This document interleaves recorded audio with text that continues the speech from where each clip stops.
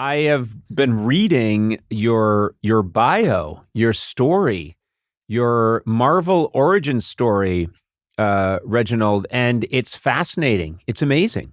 Thank you. It doesn't rival yours. I mean, yours is amazing. Mine is just, I'm just trying to make it out here. No, yours is better. Yeah, honestly. I'm sorry, Reginald. Reginald, I love to toot my own horn, but no, you have me beat by a country mile. You just have an amazing story. You have a law degree from Yale Law School, and which is insanely impressive.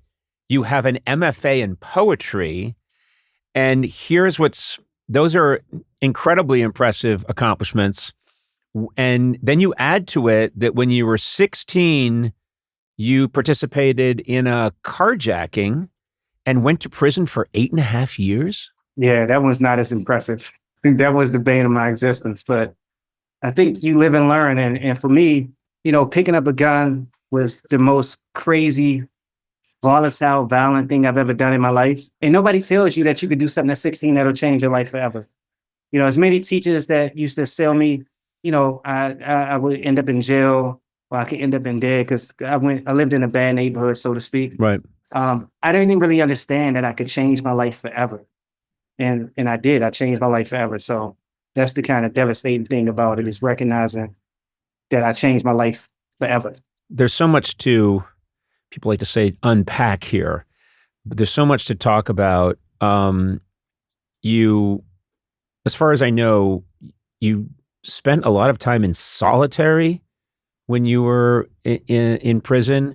And while you're in solitary, you discovered books. Is that correct? Yeah, I did. I did 2 years off and on in solitary. But the thing that's really remarkable is I'm 18 years old, 17 years old. I'm in a hole, and they took all of your books from me. And the thing is, 24 hours in a cell with just four walls, not as beautifully decorated as the walls around me. Yeah. I'm going to say, you find yourself, that's some impressive artwork around you. And I was unraveling. And I heard a guy call out for a book, and I realized that these dudes had created an underground library for themselves. What? And all you had to do was call out for a book, and they would sing you one. And so I said, hey, yo, send me a book. And they sent me this anthology called The Black Poets. And that introduced me to Robert Hayden, Lucille Clifton, Sonia Sanchez, Langston Hughes, Sterling Brown, Etheridge Knight. And I'm reading these words, and I realized that these poets were able to capture an entire life in 14 lines. Yeah. And I remember buying two books. This is the first books I bought with my money. It was a Sonia Sanchez book called Under a Soprano Sky, and it was Sun Tzu's The Art of War. Yeah. Now I was trying to survive prison. I was 5'5" and 120 pounds. Oh my God. Of those two books, I read Sonia Sanchez's book 100 times. And I never finished reading The Art of War. Yeah. Because I learned the real way to survive prison ended up being love. Mm-hmm. It ended up being the exact antithesis of what had got most of us in prison. Because I think the antithesis of love is violence. And so it was Sonia Sanchez's Under Soprano Sky that became a part of the pathway of me learning to love myself, but also in learning to love myself, me learning to understand that we had did horrendous things to land ourselves in prison, but that we could be more than those things. And I've spent my entire life since then trying to prove that to be true. I'm curious, had you been at all interested or intrigued by books, or even the idea of getting around to books before you went to prison? The last book that I read, so my local library said, Mr. Betts, we understand you're still in prison, but we need you to return this book that you checked out. And it was the Evelyn Woods, but you wouldn't believe what book it was. It was the Evelyn Woods Guide to Speed Reading. See, I've always been obsessed with infomercials, right? Yeah. And they would have those infomercials on how to speed read. Yeah.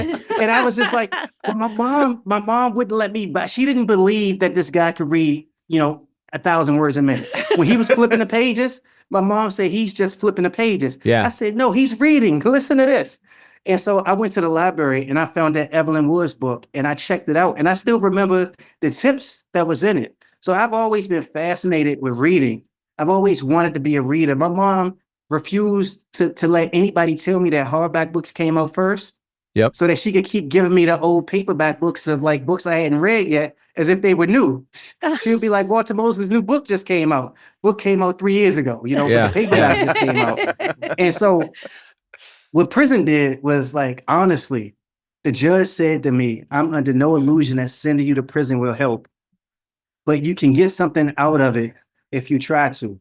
Right. And I never forgot what he told me.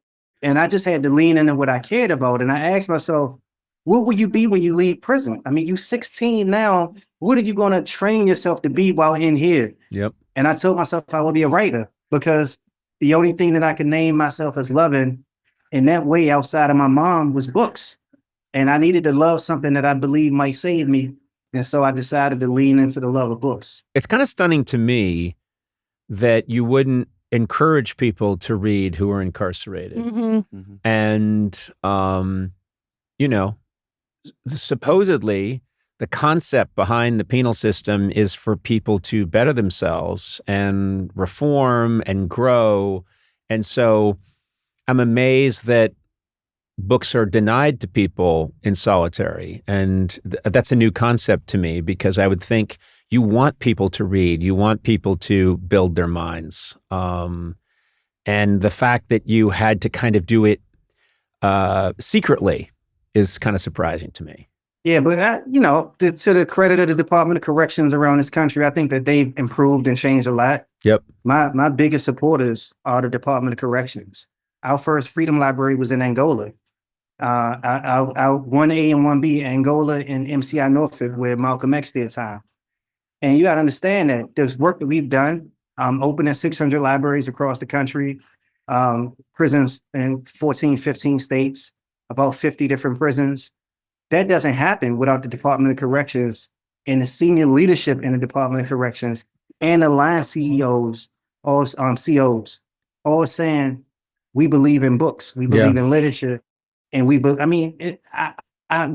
100-pound bookcases and put them in cell blocks that have never had anything but plastic and metal and steel. We bring 500 brand new books into the lives of people who, many of whom have never seen a brand new book, have never smelled a brand new book. I mean, it's about work that I do, but and with all due respect, it's like the most humbling, awe-inspiring thing I've been a part of, because to be a part of it is to literally watch how an invention that dates back hundreds of years, the Gutenberg printing press, actually is still the conduit for people to have access to the world that we first imagined a printing press would get them access to. Yeah. It is, it's cool. Well, I mean, it's beyond cool.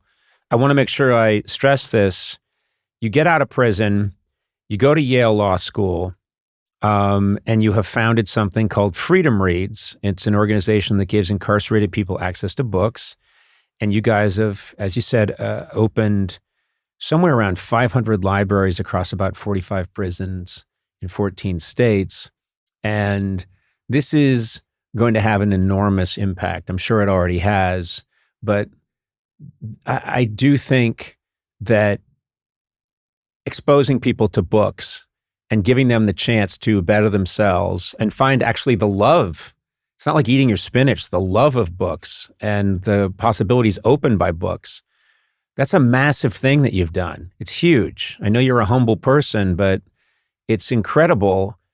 You had this great misfortune when you were 16 years old, and it's just a massive contribution you've made. I cannot tell you how impressed I am by what you've done.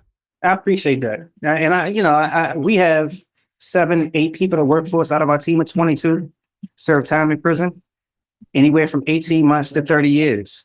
And for each of us, books played a profound role in us reshaping our lives. And so I love the fact that I feel like it's, remember, I got a bald head, but you remember, I'm not just a client. I'm not just a president. I'm a client. Oh yeah. The hair club, the hair club for men. Cy Sperling.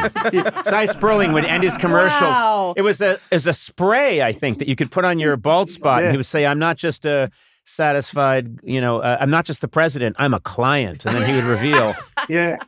This is like, I feel like I carry books around with me everywhere to be like, I just don't talk about this. I got a book in my bag, you know. We tell people that we keep books because books are the talisman that would have kept us safe when we chose to pick up pistols. Yeah. Books were the talisman that would have kept us safe instead of the pistols that caused more harm.